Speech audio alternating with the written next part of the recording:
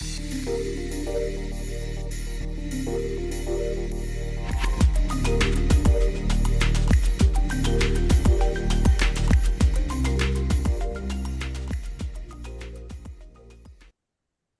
friends. Thanks for joining back to this second session on Heartful Living. In the first session, we saw what is life. Life is movement, change, and evolution. By this definition, we saw that life is always a constant push of excelling ourselves, becoming better who we are. And to help us in this process of transformation, we have these principles of heartful living. We briefly mentioned and saw and analyzed first 5 principles. Principles number 1 related to our meditation, which is rising before dawn, doing our meditation at a fixed time, fixed place, maintaining one and the same posture and purity of mind and body. The first principle ensures that we are properly equipped to draw that divinity towards us. Then we saw the second principles, the technique which has been told to us how to connect to our higher self. That higher self is not somewhere outside. We can listen, we can feel, we can touch, and we can experience the same within ourselves. That's principle number 2. Then we saw principle number 3, which talks on how to create that restlessness by fixing our goal and being restless till we attain it. This principle helps us to constantly being pushed towards the one and the same goal, which is human excellence. Then we saw principle number 4, which says, simplify your life so as to being one with nature. We also saw some activities which we can do, which can clearly show us what happens when we stop accepting complexities and we become simple. Then we saw principle number 5, which says, be truthful. Truthfulness means it is as it is. This helps us in seeing us, seeing the world around us, and it also talks on accept miseries. Miseries we saw is conflict between my will and the nature's will. When we reject few situations, we create miseries for us. When we accept miseries as coming from the God, we lead a very simple life filled with acceptance, calmness, simplicity, purity, without any impressions on us. Now, today we will see the remaining 5 principles, which helps us in further purifying ourselves, which deals with different situations of life. Life is nothing but dealing with the world around us. Today we are talking about how to deal with the world, the people around us, so that we are constantly moving towards human excellence. We are not getting rattled. We are not getting out of the track. We are staying on the track and pushing ourselves further. So the 6th principle says, know all people as thy brethren and treat them as such. Know all people as thy brethren and treat them as such. Now, if we think we are all different families, people, friends, as if we have created this difference among us, among all human beings. If we say, we go back 2 generations, you would have seen in your hometown, your father, your grandfather, you go anywhere, they may be knowing somebody, and as if you are from the same, the tribe, you were from the same place, you were from the same, the family, you're from the group of friends. So the isolation, as we go down, there is more and more isolation. The more we go back, there is more and more unification. You go 100 generations back, there would have been lesser of this isolation, more of the people living together. You go back and back and back and back and back till there was nothing in the universe. Everything started from the oneness. And when the oneness started manifesting, it started creation of different things as if they were one. But we, as our individuality, created that difference between so many things. Now, this difference is creating a roadblock into our human excellence. We are still not able to see the reality, which is that oneness, which is that love, which is that purity. All things descending from the origin should be treated as coming from the same source. To bring home this point, we use the analogy of mother and the children. Just as children born of the same mother are related to each other, and the same way, so also we all are bound together by the same common ties of brotherliness. Now, these two individuals who are born of the same mother, they may feel different, but they are one at some level. Similarly, all of us are there with different forms, different thought process, but there is also oneness existing among all of us. With this simple thought, we are able to collapse all the multiplicity, all the differences, all the hate, all the revenge, everything which is hurting us in such a large, enormous manner will just collapse. Know all people as thy brethren and treat them as such. It is our thoughts and action that created the separation. It is our feeling of this individual selfishness that alienate us from other human beings. There is actually no difference. This separative feeling is the root cause of our alienation. Now, let's start with small thing. Let's start treating my family as one. There is a feeling of oneness. Let's sit together and meditate. With this feeling of love, let's extend this little bit to my next door. Let's extend this to my friends. Let's extend this to somewhere else which I have not been. You will see this feeling engulfs them before you reach there. And they also start feeling the same oneness because there is actual oneness. The illusion of separation is our own. The moment we remove this separation, we are one. Now, coming to sign principle number 7, it says, if you are feeling wronged by anyone, do not wish for revenge. Instead, think this comes from God and be grateful. If you are feeling wronged by anyone, do not wish for revenge. Instead, think this comes from God and be grateful. Normally, a person taking revenge tends to become the one that want to destroy. So let's understand this idea of feeling wronged, right? When we do something by applying our head and heart, we form impressions. This means that thought alone does not create an impression. We need to add emotions to the mix. So when we do with something with lot of emotions, right, it creates a pattern, right, in the nature.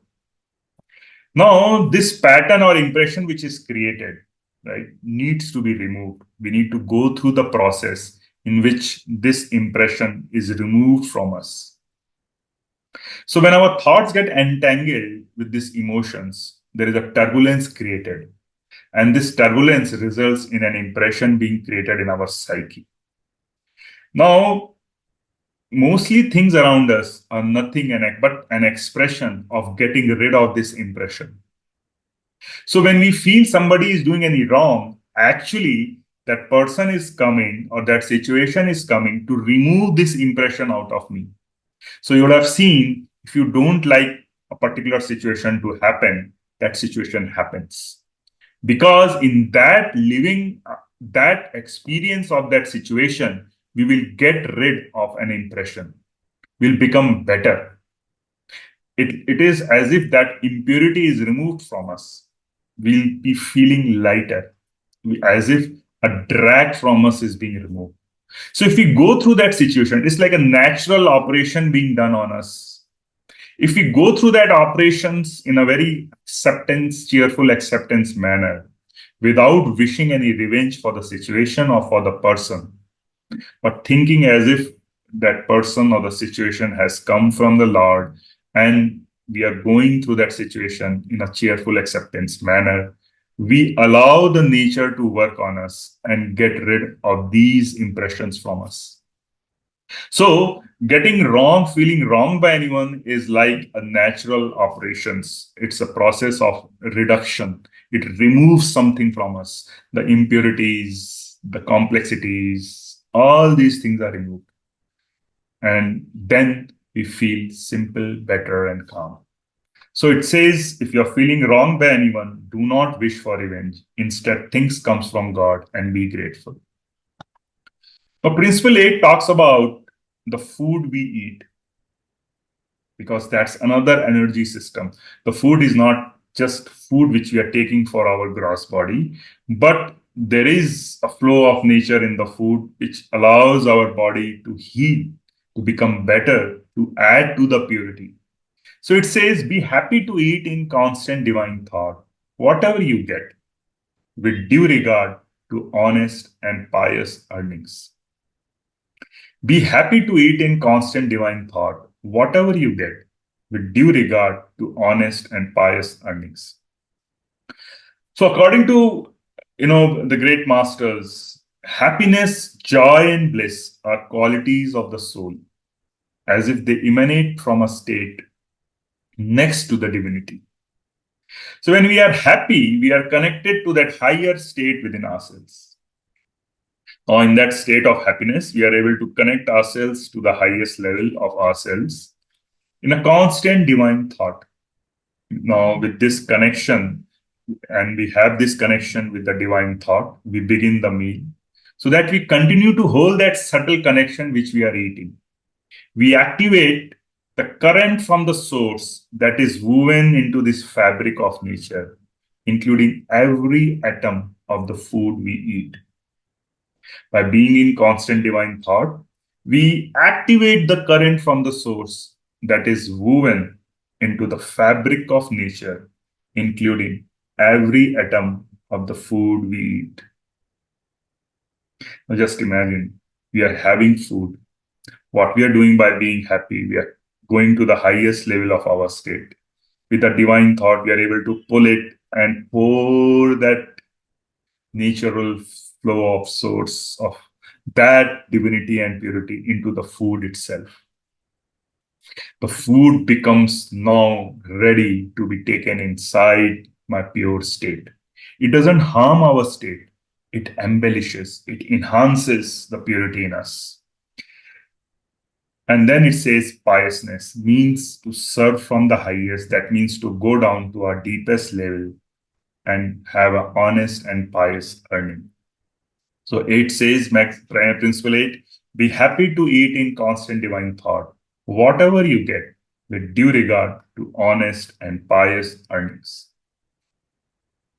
Now, Principle 9 says, mold your behavior and way of living to such a high order to rouse a feeling of love and piety in others. Mold your behavior and way of living to such a high order as to rouse a feeling of love and piety in others. So till following these 8 principles, now we are becoming a conduit of nature. Through our practices, we have developed those values. Those values are manifesting into my behavior.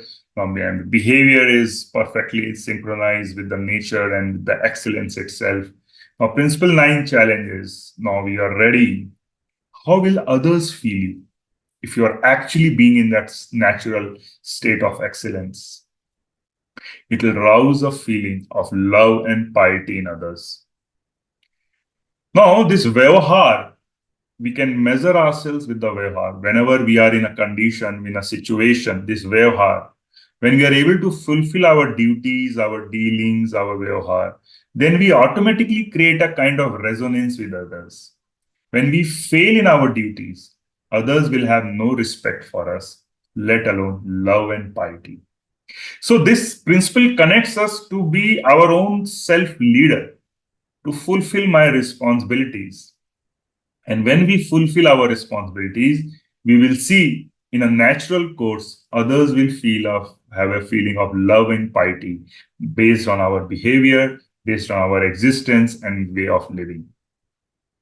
When we mold our living in this way, we not only rouse a feeling of love and piety in our fellow beings, we also begin to catch the divine attention. We become the cynosure of his eyes. And this is an essential step if we want to continue onto this journey. So our behavior and living should only be measured whether it is arousing a feeling of love and piety in others. Are we doing our vyavahar, our behavior, are in resonance in what others need is? So to start with, we can pay attention to our speech, to what we say and how we say it. Bring your heart into coherence with your whole being before you speak. Bring your heart into coherence with your whole being before you speak by bringing your attention to your heart. Choose your words correctly. Keep your tone even, calm, soothing, and compassionate. Speak truthfully without hurting others. Help them to feel comfortable. When your speech is calm, your emotions will be calm, your body will be calm, and your thoughts will be calm. You will remain calmly connected with the real. When you practice this consistently with awareness, it will transform our life. Now, let's talk about the last principle, principle 10. Remember, there's a principles on continuous improvement. This is that principle. It says, at bedtime, feeling the presence of God, repent for any wrongs committed unknowingly. Beg forgiveness in a supplicant mood and prayerfully resolve not to allow repetition of the same. At bedtime, feeling the presence of God, repent for any wrongs committed unknowingly. Beg forgiveness in a supplicant mood and prayerfully resolve not to allow repetition of the same. Now, this continuous improvement consists of two aspects. The first is to recognize and acknowledge our mistakes, then to repent and ask forgiveness, and finally to resolve not to repeat the same mistakes again. The second is to prevent the same mistakes from happening again. In other words, to let go of past patterns and open ourselves to a nobler, simpler way of living that is in tune with nature. So what are the wrongs we commit? Sometimes they are mistakes or inactions which we do because of our fear, selfishness, or inertia. We fear consequences, repercussion, fear of failure, fear of being exposed. That means we are not doing our duty under the category of wrongs of omission because of these consequences which we have based on our mind, which is thinking in a complex manner. Then there are wrongs of commission. That means these mistakes are from our actions. The first was not doing the action. Now this is because of our action. For example, when we hurt someone physically or emotionally, when we are dishonest or deceitful or coveting that is rightfully someone else's, when we are lustful or we go against the fundamental principles of nature, which is based on unity, love, truth, and simplicity. So these are the mistakes which we do. We overdo few things or we don't do few things based on our thought processes at that point of time. So what we do is we recognize these mistakes, we take responsibilities of these mistakes, we feel remorse, we request forgiveness, and we resolve of not doing it again. So the principle number 10 tells us that at bedtime, when you feel the presence, invoke that higher presence, we are able to open ourselves. We see through the day and we see these are the mistakes which we do it. We recognize it. We know that we have done it. So I have to change. We are a little remorseful onto it. And then we request forgiveness and then we make a firm resolve not to do it. This simple act will make us better next day, as if we are vaccinated from all the problems which we had, mistakes which we did today, and we become better version of ourselves next day. So friends, we spoke on these 10 principles of heartful living, how they help. They slowly build up into ourselves. They become our being. They change us from inside. We become better version of ourselves and becoming better and better till we reach that human excellence. It is a full course meal. Any of these principles you can start with, feel the effect, and one principle will lead you to another one. So these are 10. Start with one which appeals to you right now, and let us move forward onto this journey of human excellence by following heartful living principles. Thank you so much for watching. Have a good day.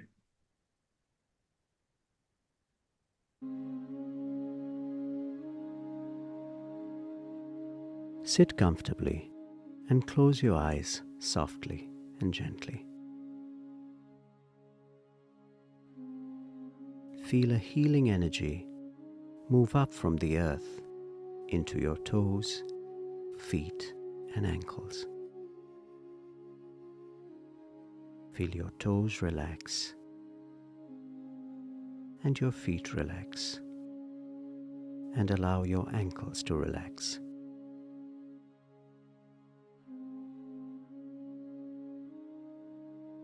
Now feel this healing energy move up to your knees.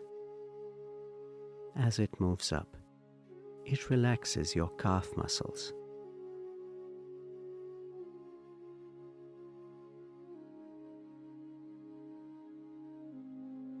Feel this energy remove all the tension from your knees.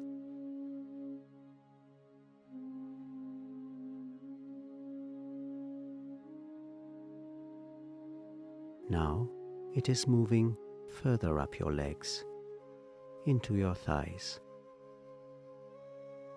Feel your thighs relaxing.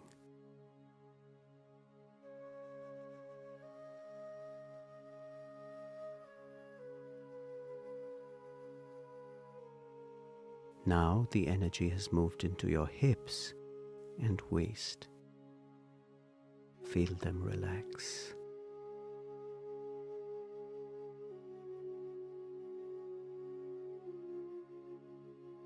As the energy moves up, your lower back is relaxing.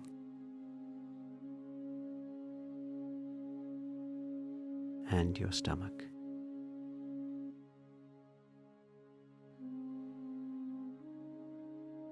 Now the energy has moved into your chest area. Feel it relax.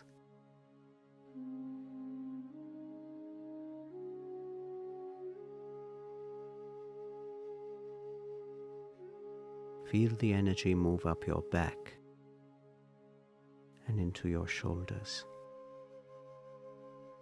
Feel your upper back relax.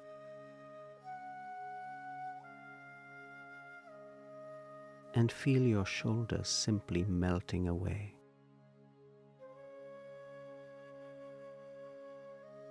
The energy is now moving into your arms.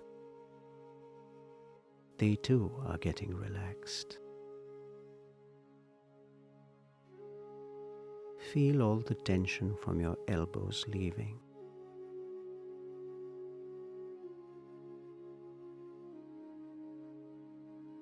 And as the energy moves into your forearms, they too are getting relaxed.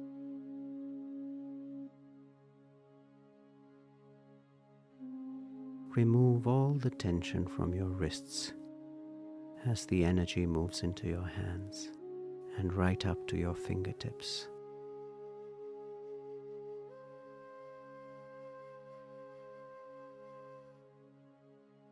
Now move your attention up to your neck.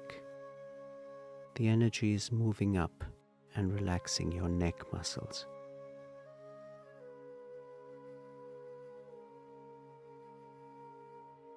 Now it is moving into your face, relaxing your jaw and mouth.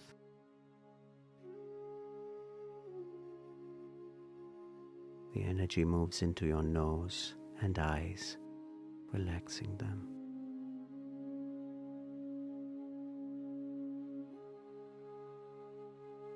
Your cheek muscles are relaxed.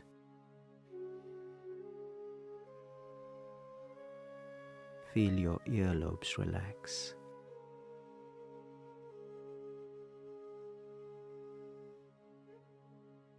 And now the energy is moving all the way up to the top of your head. Feel it relax.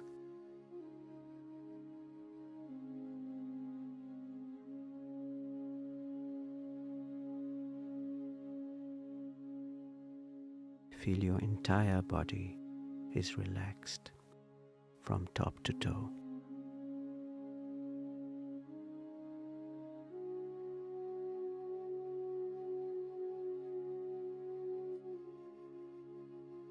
Now move your attention to your heart. Feel that a source of light is already present in your heart, and it is attracting you from within. Do not try and see the light, just know that it is there in your heart. Be open and receptive to a very subtle energy flowing into you.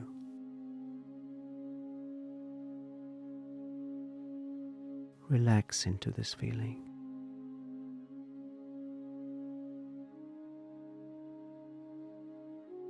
If you find your awareness drifting at any time to other thoughts, don't fight them. Let them be. Gently remind yourself that you are meditating on the light in your heart.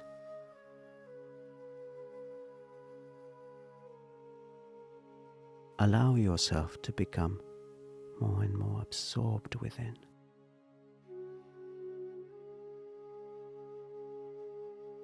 Remain absorbed until you hear further guidance.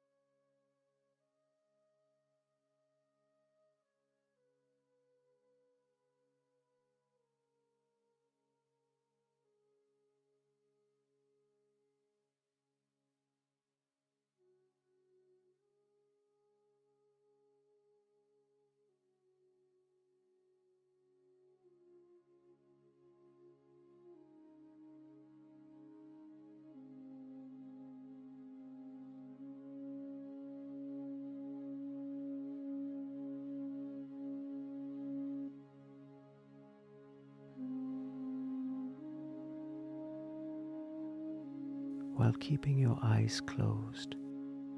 Gently come out of the state of meditation.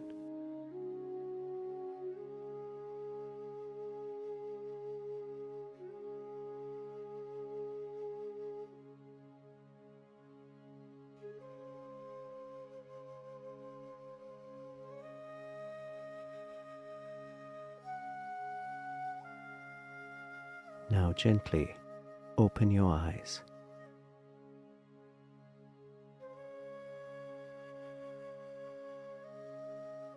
Reflect on what you just experienced. Try and retain this condition as you return to your daily routine.